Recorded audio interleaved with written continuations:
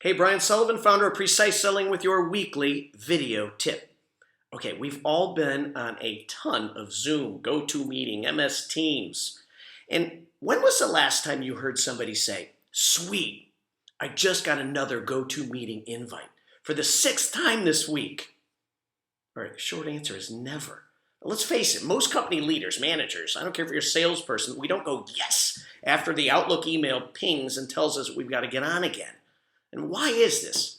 Well, frankly, it's because the person calling the meeting often isn't clear in their planning and the organization of that meeting, or frankly, is making up for lack of execution from a previous go-to meeting they did, or maybe they just need to fill their calendar.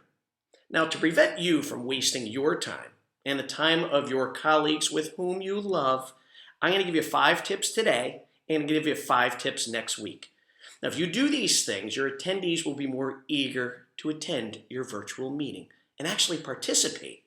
And you will avoid being put on the, I can't join that meeting. I've got this other thing I got to do. That's a blacklist that you don't want to be on. Tip number 1, ask yourself if your meeting is even necessary. And I want you to take into consideration the opportunity cost of pulling people away from important and productive tasks because of your meeting. Now, if why you are meeting isn't completely obvious to you, go do something that is obviously productive. Tip number 2, I want you to reschedule your meeting so that all essential participants can attend.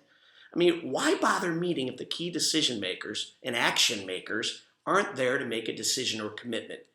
Cancel it until the next time. Number 3, have a precise objective.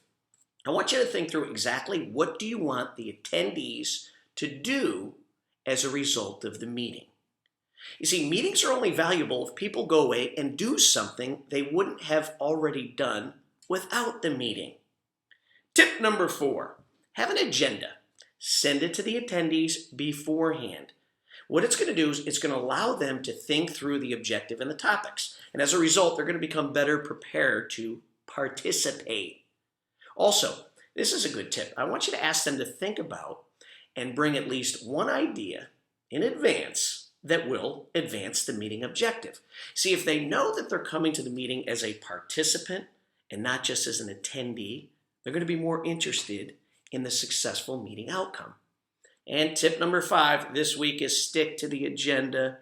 Stop the meeting when you said you would. And this will make it more likely that they will come back the next time you send another invite. You see, I get it. We're still figuring out this new virtual sales world. But take these 5 tips, come back next week. But don't be surprised if your team and your customers figure out that you're the type of virtual selling pro who only calls a meeting when there's a high value reason to do so, which means everybody who logs on wins, not just you. So we'll see you next week for the next 5 virtual selling tips.